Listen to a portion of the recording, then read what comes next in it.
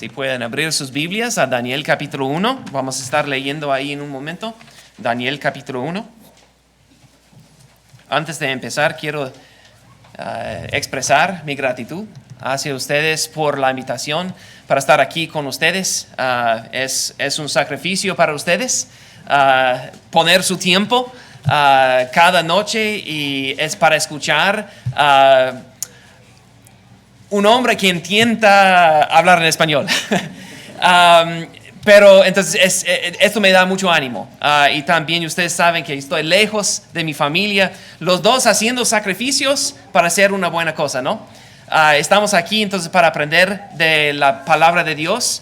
Y tenemos en nuestra meta en esta semana de aprender del libro de Daniel. El libro de Daniel es algo fantástico, es increíble este libro. Espero que puedo darle un poco de la emoción que yo tengo sobre este libro. Obviamente con el tiempo que nosotros tenemos no vamos a poder tocar todos los versículos del libro de Daniel, ni todos los misterios que ustedes tienen.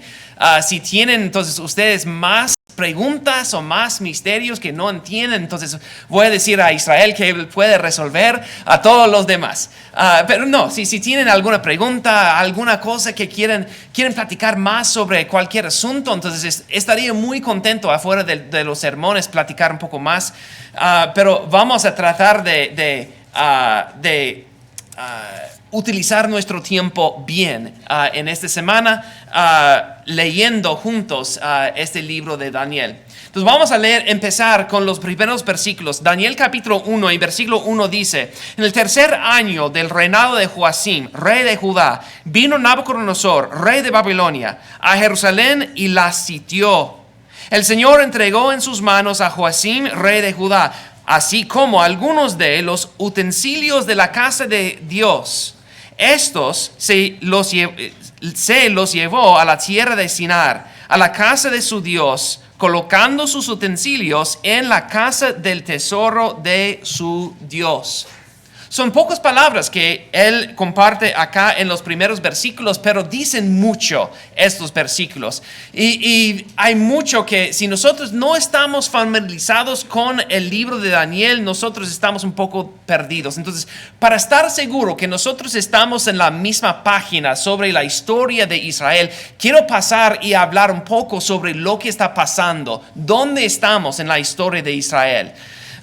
En el tiempo del Antiguo Testamento, Dios guió a los israelitas a la tierra prometida. Después de una serie de jueces, Dios les dio ahora reyes. Saúl, David, Salomón fueron los primeros reyes, pero después de Salomón fue una guerra civil, una división entre los tribus. 10 tribus al norte, 2 tribus al sur. Los 10 tribus al norte se llamaban Israel, se quedaron con el nombre de Israel. Los tribus al sur, los 2 tribus al sur, se quedaron con el nombre de Judá. Entonces tenemos los del norte y los del sur acá. Generalmente podemos decir que Israel era horrible, muy pecaminoso desde el principio. De hecho, que Jeroboam, el primer rey de Israel, desde el principio, él hizo algunos ídolos para los israelitas, la nación al norte. Y él les dijo, es mejor adorar a estos ídolos que ir hasta Jerusalén. Es más conveniente, ¿no? Queremos una religión muy conveniente. No es una buena idea. Pero Jeroboam introduce estas ideas desde el principio y poco a poco, o podemos decir muy rápido, ellos empiezan a adorar muchos dioses y hasta el final Dios dice que ya no tengo paciencia, y él dice entonces en el año 722, aquí tenemos una fecha importante, en el año 722, que Samaria, la capital de la nación al norte de Israel, fue destruida y todo el pueblo fue llevado a la nación de Asiria. Entonces tenemos Israel, ya es historia, ya se fueron llevados a otro país. Pero esto no debía ser una sorpresa para los israelitas. No debía ser una sorpresa. ¿Por qué? Porque de hecho que desde un principio Dios había advertido a los los israelitas qué es lo que iba a pasar. Voy a leer un texto en Levítico, capítulo 26. Es el penúltimo capítulo del libro de Levítico. Pero en Levítico capítulo 26, Dios está advirtiendo a los israelitas: si no van a obedecer mi voz, entonces yo voy a tener un castigo para ustedes. Capítulo 26 y el versículo 27 dice aquí: si a pesar de todo esto no me obedecen, sino que proceden con hostilidad contra mí, entonces yo procederé con ira y hostilidad contra ustedes. Yo mismo los castigaré 7 veces por sus pecados. Dios está amenazando: si no van a obedecerme, yo voy a venir con un castigo, y un castigo tremendo. Y una parte de este castigo es lo que nosotros leemos en versículo 32 y 33. En versículo 32 él dice: asolaré la tierra de tal modo de sus enemigos que se establezcan en ella quedan pasmados. A ustedes, sin embargo, los esparciré entre las naciones y desenvainaré la espada en pos de ustedes, y su tierra será asolada y sus ciudades quedarán en ruinas. Entonces es una promesa. Aún durante el tiempo de Moisés, es lo que va a pasar con ustedes. Si no van a obedecer mi voz, esto es el castigo. Entonces no debe ser una sorpresa cuando los profetas vienen para decir: hay que arrepentirse, y si no lo hacen, va a venir a Siria para destruirles. Lo que estoy tratando de mostrarles es que el plan de Dios desde un principio era el cautiverio por el pecado de los israelitas. Judá en el sur, ya se fue Israel, ya es historia, pero Judá en el sur es un poco mejor, podemos decir. Tenían ellos algunos reyes buenos, como Ezequías, Osías, pues ellos tenían el templo entre ellos también. Pero poco a poco ellos también copiaban el ejemplo de sus primos en el norte. Entonces Judá también se puso muy idólatra. Y también seguía el ejemplo de sus primos en el norte.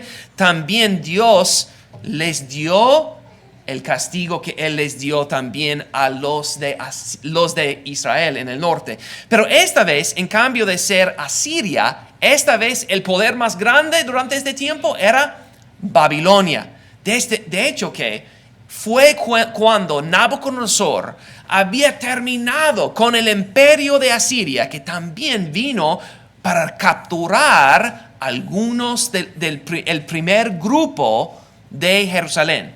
Entonces, no fue entonces en una sola ocasión que Nabucodonosor viene para llevar todos los de Judá, los de Jerusalén. Son tres grupos. Primer grupo fue llevado en el año 605. Este grupo podemos relacionar con Daniel. El segundo grupo fue llevado en el año 597, más o menos. Estas son fechas aproximadas. Pero en el año 597, un segundo grupo fue llevado. Esto es el grupo que podemos relacionar con el profeta Ezequiel.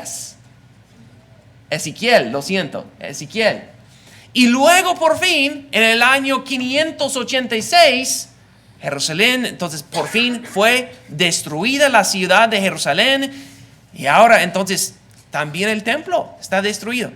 Jeremías está en Jerusalén para ser testigo de todo la destrucción. El primer grupo, el segundo grupo, el tercer grupo. Entonces, para mí es una ayuda grande en mi mente relacionar esos profetas. Pensar, Daniel está profetizando durante el mismo tiempo que Jeremías. Está profetizando durante el mismo tiempo que Ezequiel. De hecho, esto me ayuda tanto. ¿Por qué? Porque de hecho que estos profetas se mencionan a unos a los mismos. Que hay un proverbio que Jeremías está hablando sobre este proverbio. Ezequiel habla sobre el mismo proverbio. Entonces se relacionan estos profetas. Entonces es bueno como buenos estudiantes de la Biblia, tener esto en su mente. Una que es la quinta fecha que yo tengo para ustedes ahora. La quinta fecha es el año 539, más o menos, 539. Esto es la fecha cuando Ciro de Persia vino y destruyó el reino de Babilonia. Y también en estos momentos dio esperanza para los judíos para regresar a Jerusalén. Es decir, entonces la mayoría del cautiverio ya había pasado, ya tenemos entonces el gozo de poder regresar. Más o menos 70 años. Vamos a grabar esto más tarde, vamos a hablar sobre estas fechas, 70 años. Ok, aun si no tienen estas cosas memorizadas, lo que yo quiero que ustedes firman o que graban en su mente es que todo esto fue entonces el plan de Dios. Que ellos al hacer el pecado, al ignorar los profetas de Dios, serán llevados por 70 años en el cautiverio. De hecho, quiero leer un texto en Jeremías capítulo 25 para probar esto. En el libro de Jeremías, como Jeremías está profetizando durante el mismo tiempo que Daniel, miren lo que dice en Jeremías capítulo 25. Jeremías capítulo 25, y vamos a leer versículo 1 para empezar. Dice en versículo 1, palabra que vino a Jeremías acerca de todo el pueblo de Judá en el año cuarto de Joacim, hijo de Josías, rey de Judá. Este era el primer año de Nabucodonosor, rey de Babilonia. ¿Cuál fue la fecha en Daniel capítulo 1? Bueno, el primer año de Nabucodonosor. Estamos hablando sobre el mismo tiempo. Ahora, mira lo que él dice entonces en versículo 11. Por el pecado de los israelitas, en versículo 11 él dice, toda esta tierra será desolación y horror, y estas naciones servirán 70 años al rey de Babilonia. Será algo horrible, pero por 70 años ellos van a estar allí en Babilonia y van a servir al rey de Babilonia. Pero aún en la misma boca, en la misma oración, él dice en versículo 12, pero después tengo algo más planeado. Dice en versículo 12, después que hayan cumplido los 70 años, castigaré al rey de Babilonia, a esta nación, por su iniquidad. Entonces Dios va a trabajar también para castigar la nación que llevó a Jerusalén, llevó a los judíos. Ok, es otra cosa en la pantalla, pero voy a continuar entonces con la historia. Hablando sobre esta cautividad, entonces, sería muy difícil esto, ¿no? Vivir en el cautiverio. Dice entonces en Daniel capítulo 1 que Nabucodonosor, vamos a regresar a Daniel capítulo 1 ahora. Daniel capítulo 1, que Nabucodonosor viene y él lleva, durante este tiempo, él dice que él lleva utensilios de la casa de Dios, y también él llevó estos utensilios y los puso en la casa de su Dios. Pero también entonces dice en versículo 3 alguna cosa, y esto es lo más importante para nuestro estudio en esta noche. Dice en versículo 3 que entonces el rey mandó a Aspenaz, jefe de los oficiales, que trajera de los israelitas algunos de la familia real, de los nobles. Estos jóvenes no debían tener defecto alguno, serían de buen parecer, inteligentes en toda rama de saber, dotados de entendimiento y habilidad para discernir, y que tuvieran la capacidad para servir en el palacio del rey. Y le dio órdenes de que les enseñara la escritura y la lengua de los caldeos. El rey las asignó una ración diaria de los manjares del rey y del vino que él bebía, y mandó que los educaran por 3 años, después de los cuales entrarían al servicio del rey. Entre estos estaban Daniel, Ananías, Misael y Azarías. de los hijos de Judá. Entonces el jefe de oficiales les puso nuevos nombres. A Daniel le puso Belsasar, y a Ananías, Sadrach, y a Misael, Misac, y a Azarías, Abednego. Entonces, ahora conocemos a estos jóvenes, 3 jóvenes especiales que son llevados de su ciudad de Jerusalén. Todo esto es parte de la historia del cautiverio. ¿Cómo sería esto? Ser llevado a otro país. Algunos de ustedes conocen esta dificultad, ¿no? Ser llevado o por lo menos vivir en otro país. Yo viví en Guatemala por 6 años. ¡Qué difícil! En el principio especialmente. No conocen mi idioma, no comen como yo, tienen costumbres muy diferentes. Muy difícil.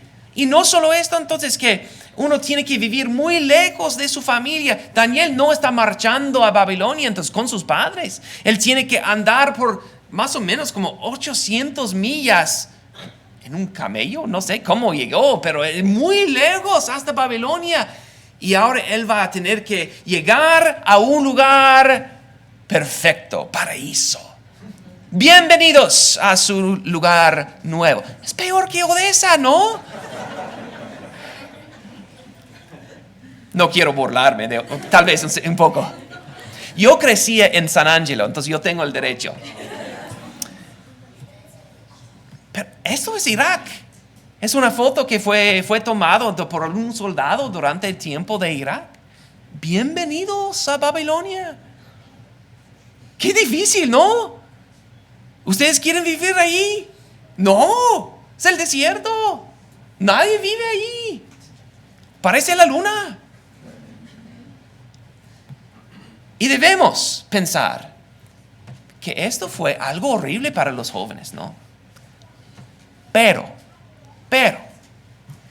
yo creo que si nosotros pensamos bien sobre la situación de estos jóvenes, sí es algo horrible, es algo difícil, pero también es una oportunidad. Es una oportunidad para ellos. Piensen en esto. Ahora, pensamos sobre Babilonia en esta forma, sí es algo horrible, pero no están llegando al campo de Babilonia, ¿no? Están llegando a la ciudad famosa de Babilonia, la capital, donde entonces Nabucodonosor, no sé si ya están hechos, pero Nabucodonosor iba a fabricar estos jardines colgantes, una de las maravillas de todo el mundo. Entonces, ¿cómo va a sentir como Daniel ahora, llegando a esta ciudad, la boca abierta, mirando toda la tecnología que está aquí? Y es la capital es la capital del mundo. Bueno, si alguien quiere tener éxito en esta vida, ¿dónde va a mudarse? ¿A un rincón del mundo, un lugar como se llama Jerusalén? ¿O quiere ir entonces a la capital, Babilonia? Es una oportunidad si uno quiere ir adelante. Y cuando él está llegando, no está llegando como solamente un esclavo, ¿no? Él está llegando con mucho respeto. Pues entonces es de la familia real, es de los guapos, es de los perfectos. Él está llegando también y es más inteligente, y él va a ir a las universidades mejores de todo el mundo. Él va a estar ahí aprendiendo el lenguaje, la cultura del mundo. ¿Cómo sería esto? Toc, toc, toc. Hola, queremos que su hijo vaya a Harvard o lo que sea. O Yale, ¿cómo se dice en español? No sé. Pero ¿cómo sería esto? Sería un honor, ¿no? Escuchar esto. Sí, por supuesto, hemos escuchado de esta escuela. Sería un honor. Ahora, sí, estos jóvenes ahora tienen la oportunidad de ir a estas escuelas y también aprender el lenguaje franca, la lengua franca de toda la nación. No sé cuántas veces en Guatemala los hermanos estaban diciendo: hermano, ¿cómo se dice esto en inglés? Hermano, ¿cómo se dice? ¿Y por qué? Bueno, es algo divertido aprender otro lenguaje, pero también hay la idea: si yo aprendo un poco del inglés, ¿qué va a pasar? Voy a tener éxito, porque es la lengua franca. Si yo hablo un poco del inglés, puedo tener éxito. Y ahora Daniel y sus amigos van a estar aprendiendo todo lo que quiere aprender todo el mundo, todos los jóvenes, ¿no? Y también ellos van a estar comiendo los manjares del rey. ¿Qué tentación sería esto para cualquier joven, no? ¿Y qué tipo de comida va a estar comiendo el rey? ¿Frijoles y huevos para el desayuno? No, es como bistec para cada comida, ¿no? Qué delicioso. Entonces, esos jóvenes de 17 años, 18 años, quién sabe cuántos años tienen ellos, pero yo sé que para la mayoría de los judíos, bueno, entonces tal vez no hemos comido esto en el pasado, pero chicharrón, ahí está. Trabajar también con los consejeros del rey. Qué increíble es esto.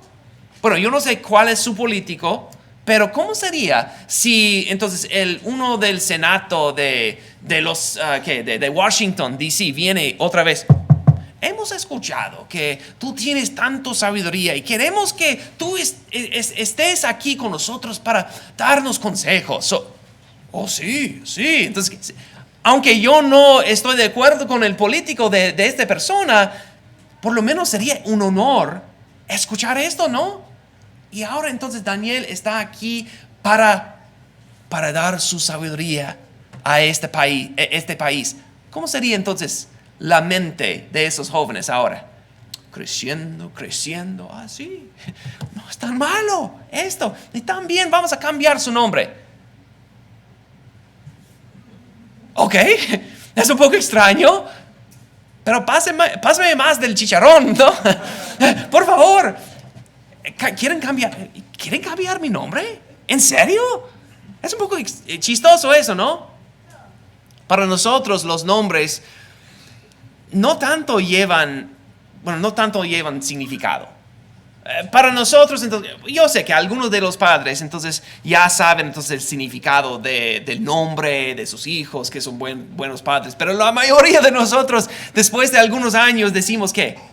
Y Jafet, ¿qué significa Jafet? Ay, no recuerdo, no recuerdo. ¿Quién era Jafet? Entonces, pero elegimos un nombre y luego olvidamos el significado. O elegimos un nombre porque yo vi una película y me agradó este nombre. Ok, suena bien, entonces con todos los nombres que nosotros tenemos, tiene un ritmo en toda la familia, ¿no? Pero no tanto ponemos entonces ¿cómo se llama? Importancia en el significado de los nombres. Cuando estoy hablando con el hermano Abraham, no estoy pensando, padre de naciones, qué bueno, mucho gusto conocerle, padre de naciones. No estoy pensando sobre Abraham, ¿sí? No hablamos mucho sobre el significado hoy en día, pero para los judíos, cada nombre tenía su significado. Y al cambiar el nombre, tenía su significado también. Tenía un significado de cambiar la vida de una persona. Entonces, por ejemplo, vamos a cambiar los nombres de estos jóvenes. Daniel tiene un buen significado. Daniel significa Dios es mi juez. Qué bonito es ese nombre, ¿no? También Ananías, Jehová es misericordia. Misael, ¿quién es lo que es Dios? Pues su mero nombre es una alabanza a Dios. Y cada vez que nosotros estamos llamando a mi hijo, ¿quién es lo que es Dios? Estoy alabando a Dios. Qué bonito es ¿no? Azarías, Jehová ayuda. Una cosa interesante sobre cada uno de los nombres acá. Cada nombre lleva el nombre de Dios. Daniel, esta parte aquí es la forma corta para Elohim, entonces que es como decimos entonces generalmente Dios. Entonces Daniel, ahí está el nombre de Dios. Cuando decimos Ananías, Ías, es el nombre corto para Jehová. Entonces, cada vez que nosotros decimos Jeremías, ¿cómo se llama? Joseas o Isaías, cada vez que nosotros miramos esto en nombre en el Antiguo Testamento, lleva el nombre de Dios en el mero nombre. Es que qué bonito es esto, ¿no? ¿Qué podemos decir sobre esos jóvenes y sobre su carácter? Son jóvenes que son entregados a Dios. Aún más, ¿qué podemos decir sobre sus padres? Son padres que son entregados a Dios. Vamos a hablar más sobre esto entonces en las mañanas de esta semana, porque yo creo que sí es un buen punto y quiero, ¿cómo se llama? Ahorrar nuestro tiempo.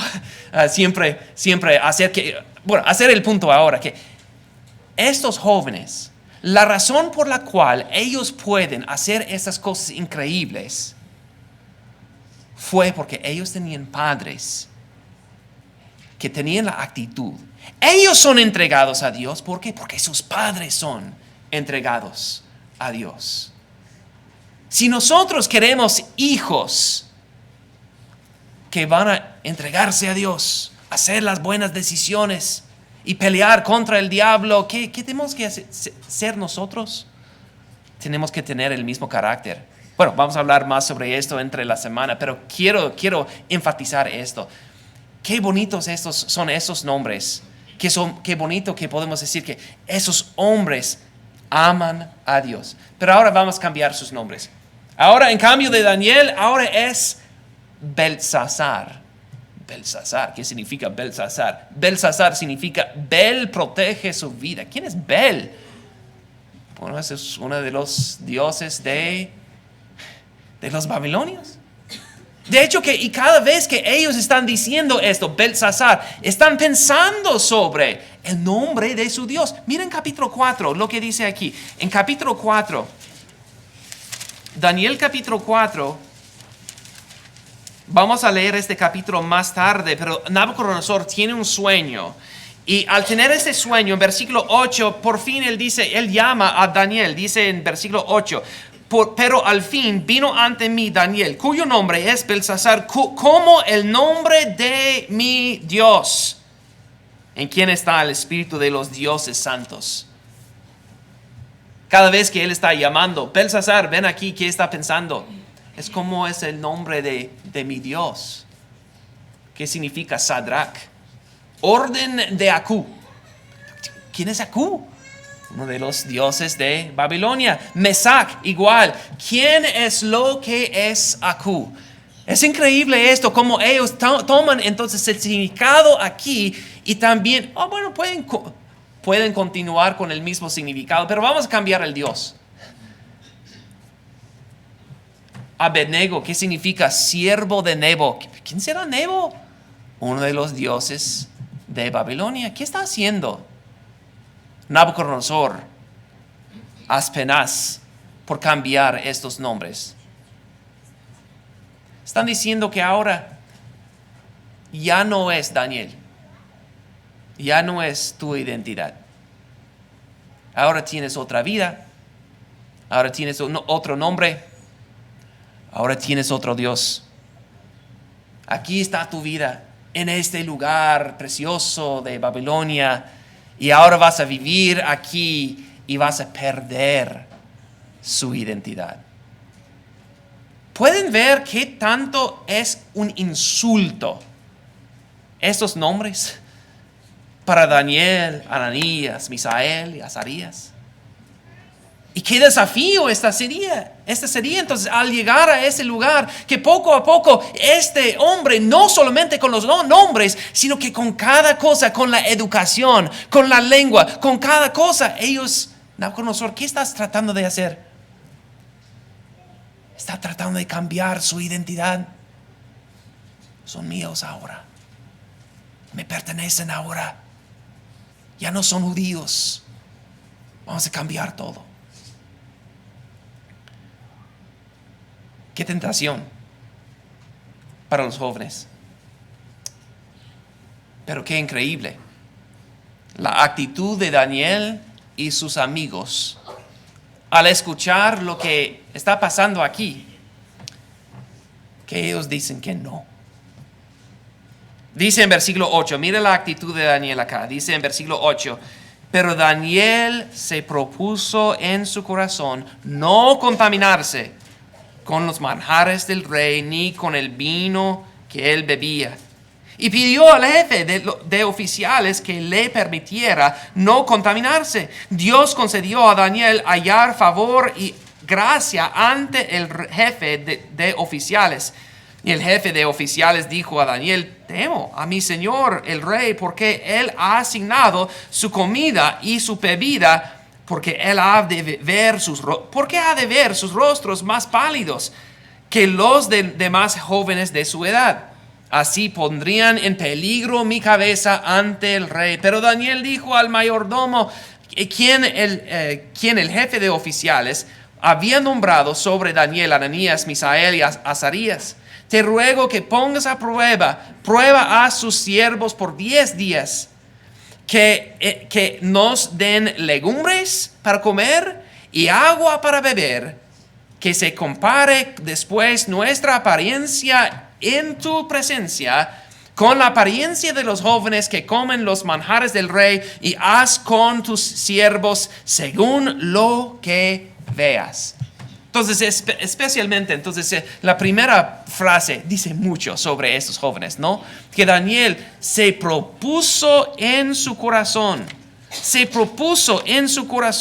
no contaminarse con los manjares del rey. Es increíble entonces la actitud de estos jóvenes. Ellos han decidido de no contaminarse con estos manjares. Una aplicación que quiero notar en todo esto. Yo quiero que nosotros entendemos esta historia bajo la luz de nuestro contexto actual. Porque aunque Daniel sí estaba en una situación muy difícil, yo digo que nosotros y nuestros jóvenes también están en esta misma situación. Porque como Nabucodonosor estaba tratando de cambiar la identidad de Daniel, también el diablo, por medio de la escuela, por medio de la cultura, por medio de la tele, por medio del internet, por medio de lo que sea, cambiar la identidad de nuestros jóvenes. Yo digo los jóvenes, pero no es cierto, no solamente los jóvenes. Lo que dice la Biblia, Salmo 1, ¿qué?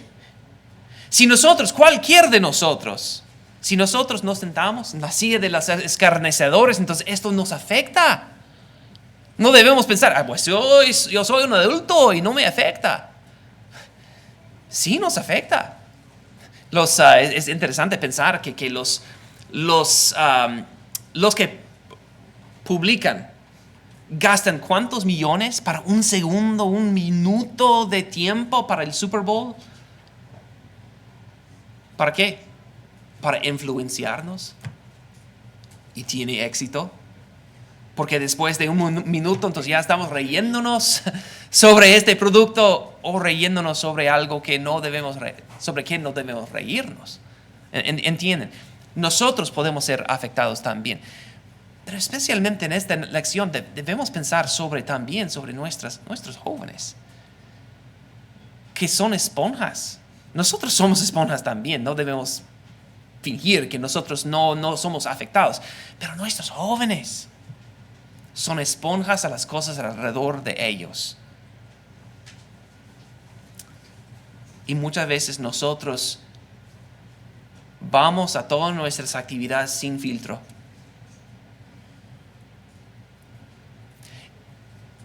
Nosotros voy a darles un ejemplo.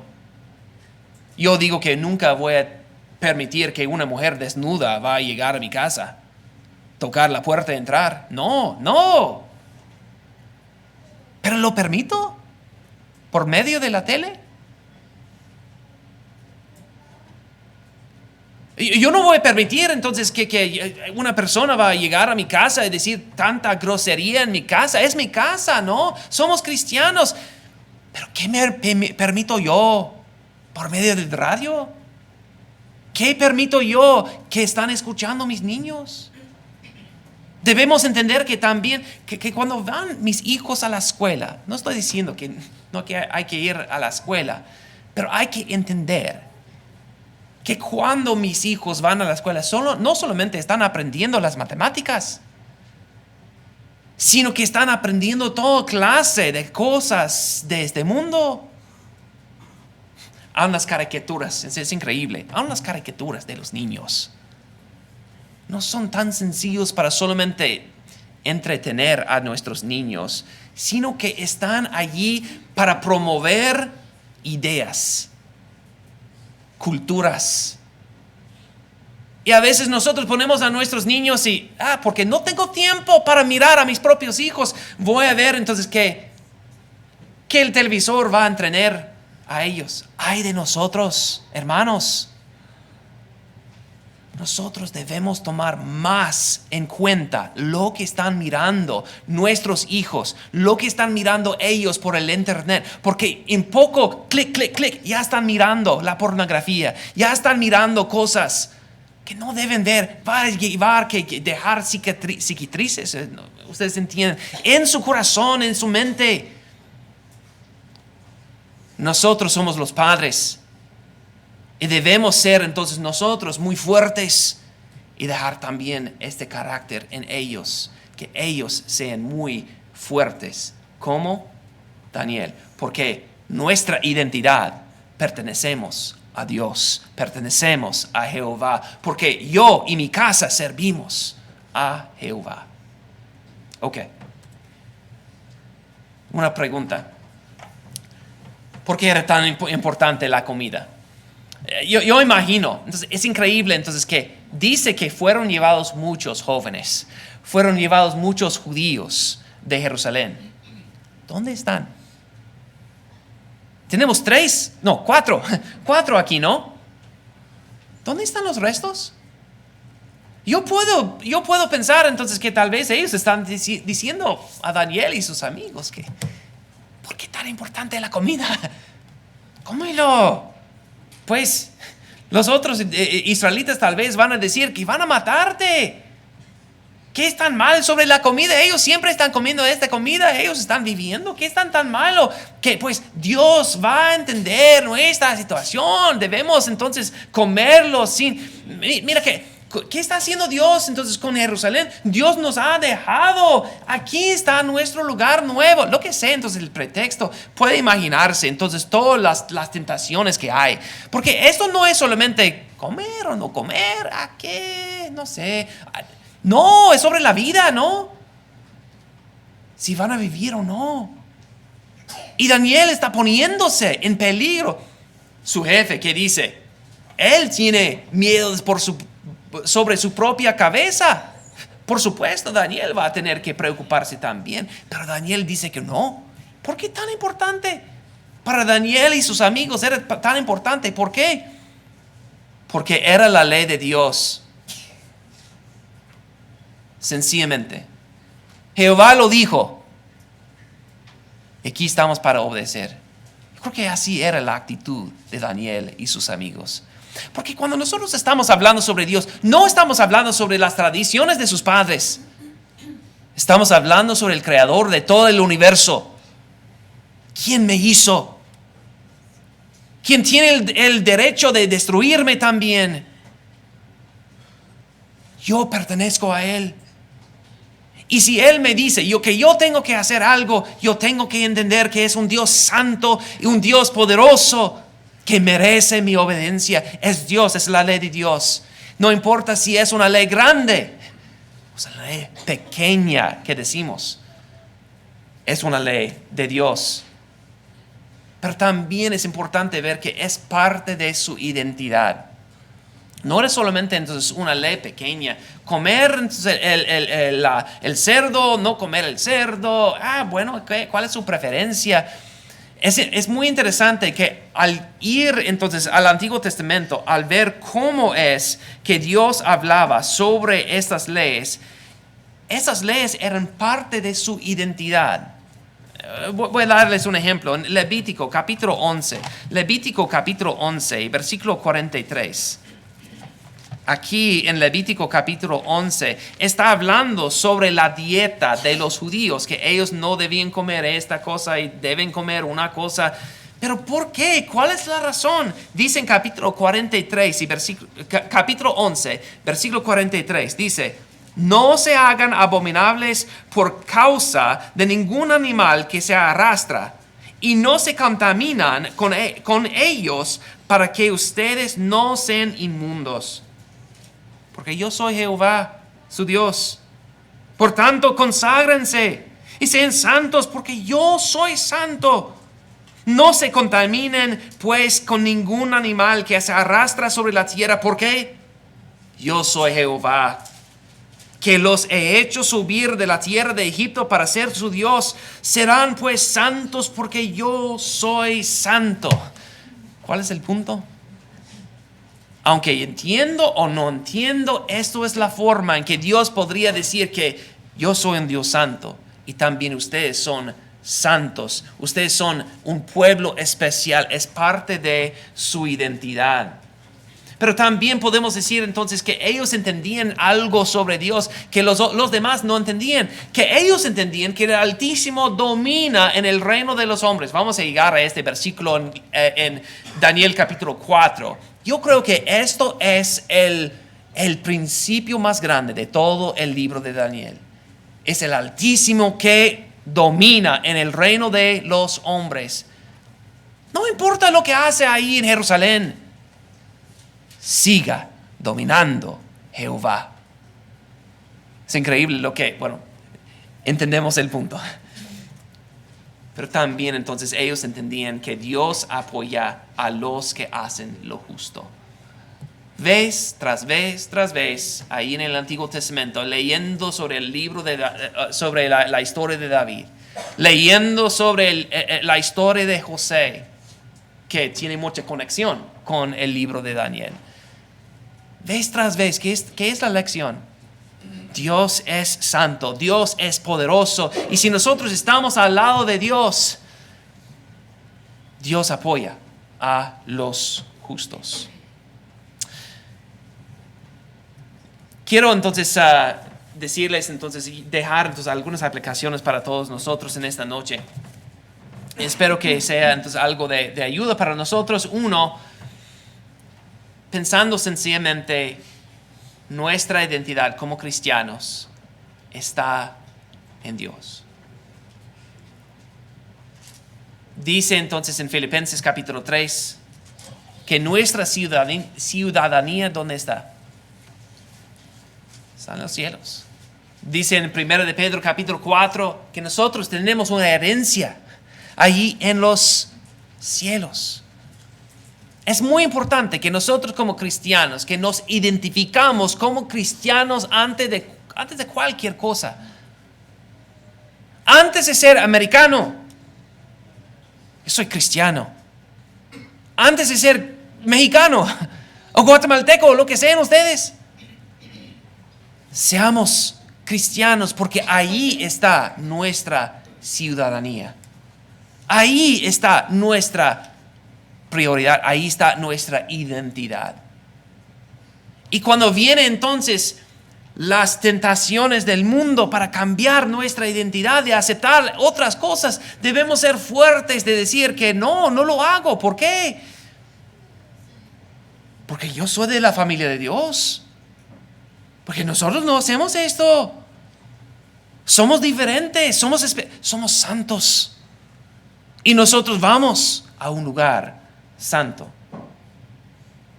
También debemos entender que servir a Dios requiere sacrificio. Es lo que dice en Lucas capítulo 14. Ustedes tal vez recuerden entonces del versículo, ahí voy a ir hasta allá para recordarlos, pero en Lucas capítulo 14 hay muchos discípulos que están siguiendo en pos de Jesús, pero mirando todas las multitudes, Él dice: ustedes en realidad no quieren seguirme a mí. Dice entonces en Lucas capítulo 14 y en versículo 25, grandes multitudes acompañaban a Jesús y él volviéndose les dijo, si alguien viene a mí y no aborrece a su padre y a madre y a su mujer e hijos y a sus hermanos y hermanas y aun hasta su propia vida, no puede ser mi discípulo. Y el que no carga su cruz y me sigue, no puede ser mi discípulo. ¿Cuál es el punto aquí? Obviamente Jesús no está diciendo que ahora como cristianos yo debo aborrecer literalmente a mis padres. Ya no voy a ayudarles cuando tienen necesidad. ¿Por qué? Porque ya soy cristiano. Eso no es el punto. De hecho, que en otras partes de la Biblia nos enseña que hay que cuidar a nuestros padres, ¿no? Hay que amar a nuestros padres. Pero ¿a quién debemos amar más? ¿Quién toma más prioridad? A Jesús. Si yo quiero ser un discípulo de Jesús, no puedo tener a otro amo.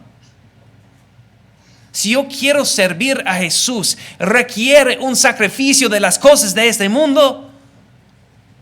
Si yo quiero servir a Jesús, va a requerir que yo no voy a mirar todas las películas que miran los demás en el mundo. Yo no voy a ser tan super cool como los demás en el mundo. ¿Por qué? Porque yo hago otras elecciones. Porque yo no llevo la misma ropa que los demás. Ellos van a decir, qué extraño, que sí, es un sacrificio, pero ¿qué? Yo sirvo a Jesús. Yo soy su discípulo.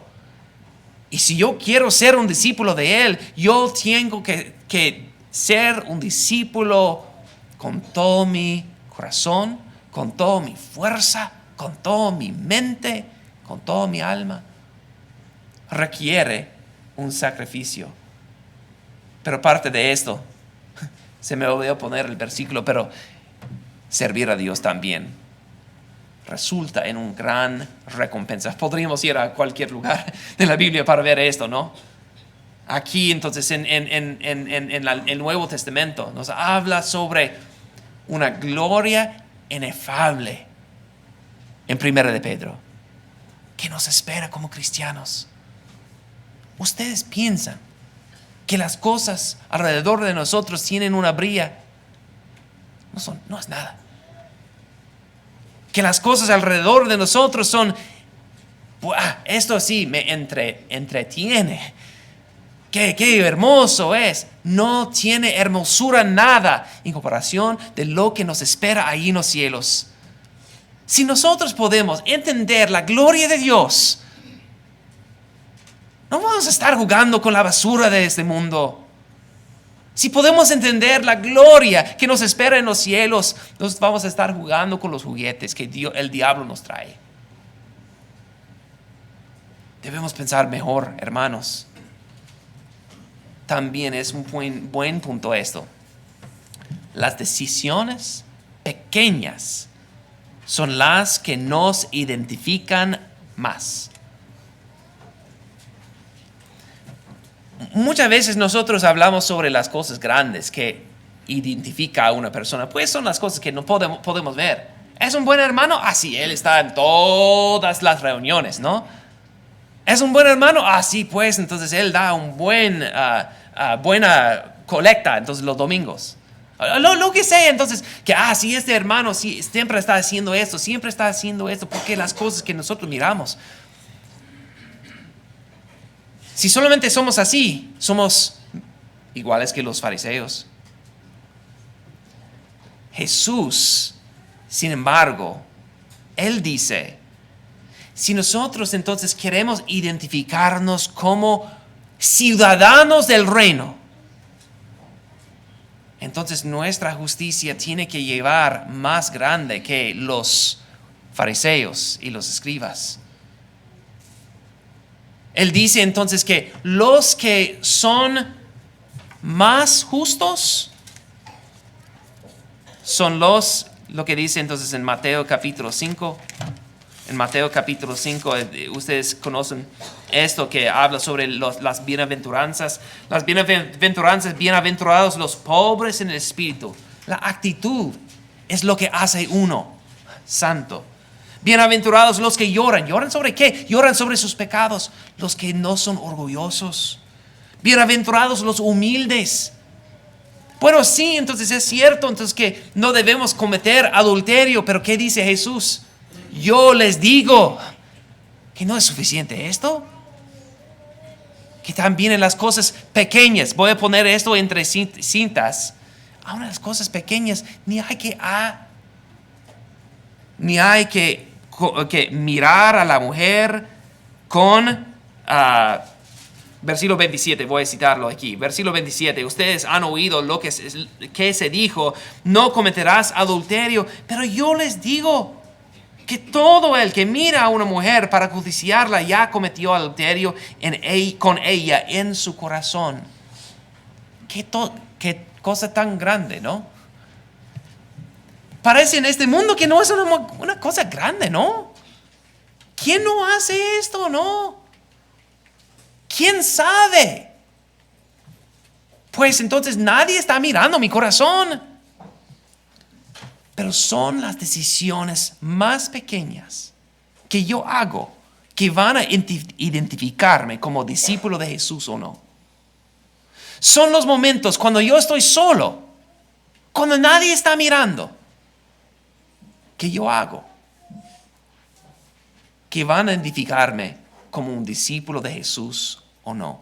Ahora la pregunta es, ¿soy discípulo? ¿Cómo me identifico?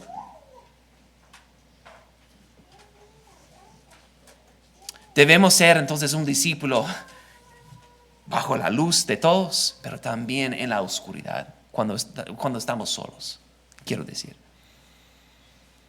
Hermanos, yo creo que este capítulo es tan poderoso para nosotros, para pensar bien de cómo es que el diablo está tratando de cambiar nuestro corazón. Debemos tomar esto muy, muy en serio, porque vivimos en una sociedad que está tratando de cambiar quiénes somos nosotros. Tomar muy en serio esto para nosotros mismos, pero también para nuestros hijos. Ahora quiero regresar a Daniel capítulo 1. Daniel capítulo 1. Por un breve momento, Daniel capítulo 1, porque no hemos terminado con la historia. Y es la parte más emocionante, ¿no? Daniel capítulo 1, entonces después de todo esto, entonces él propone entonces esta prueba. Vamos a comer solamente legumbres por 10 días. ¿Qué tipo de dieta es esto? ¿Cómo va a salir un joven con solo legumbres y agua? ¿Más gordo o más flaco? Por supuesto que más flaco, ¿no? Pero dice entonces en versículo 14 que Dios está apoyando a ellos. Dice en versículo 14, el mayordomo los escuchó en esto y los puso a prueba por 10 días. Y después de los 10 días, el aspecto de ellos parecía mejor y estaban más rollizos, que es una buena cosa, que todos los jóvenes que habían estado comiendo los manjares del rey. Así que el mayordomo siguió suprimiendo los manjares y el vino que debían beber y les dejaban legumbres. Bueno, está funcionando. Aquí están sus frijoles otra vez. Esto no es natural. Es un milagro. Y es por medio de esta cosa muy pequeña que Dios está mostrando. Estoy contigo, Daniel. Estoy con ustedes. Todos esos judíos. Qué bonito es esto. Pero no solamente en este momento, sino que también en los momentos después. Dice en el versículo 17 que también a estos 4 jóvenes Dios les dio conocimiento e inteligencia en toda clase de literatura y sabiduría. Además, Daniel entendía toda clase de visiones y sueños, muchos regalos. Y después de los días que el rey había fijado para que fueran presentados, el jefe de oficiales los trajo ante Nabucodonosor. Ahora es el momento, es la prueba. El rey habló con ellos y de entre ellos no se halló ninguno como Daniel, Ananías, Misael y Azarías. Entraron pues al servicio del rey y en todo asunto de sabiduría y conocimiento que el rey les consultó, los encontró 10 veces superiores a todos los magos y encantadores y les había en todo su reino. Daniel estuvo allí hasta el primer año del rey Ciro. Es muy impresionante esto. Uno, que Dios está bendiciendo a esos jóvenes en una forma increíble, dándoles entonces a conocer este conocimiento, traducir o interpretar esos sueños. Dios está vez tras vez mostrando Daniel por sus acciones, por guardar su identidad, por temerme a mí más que a los demás, o por temerme a mí más que a los hombres, quiero decir. Voy a bendecirles. Y Dios está bendiciéndoles y bendiciéndoles y bendiciéndoles. Pero ahora entonces algo muy impresionante ahora voy a regresar hasta el principio. Lo impresionante es lo que dice aquí. Desde Nabucodonosor, y ahora menciona a Ciro. Él estaba aquí en ese lugar desde Nabucodonosor hasta el rey Ciro. No quiere decir el próximo rey que viene, sino que está hablando sobre todo el imperio de Babilonia durante todos los 70 años. Dios está con estos jóvenes, cuidándoles, ayudándoles. Entonces es un versículo que nos ayuda para ver lo que viene. Es una introducción que Dios siempre va a estar entonces con estos jóvenes. Es increíble entonces este capítulo, pero también espero entonces que será un ánimo para nosotros todo el libro mientras estamos leyendo este libro en esta semana. Entonces yo tengo mucha emoción sobre este libro y sobre estas lecciones que son tan poderosas y necesarias para nosotros hoy en día. Y espero que podamos entonces entenderlas para nosotros. Entonces, gracias hermanos por su tiempo y por su paciencia y por su atención. Que Dios nos bendiga.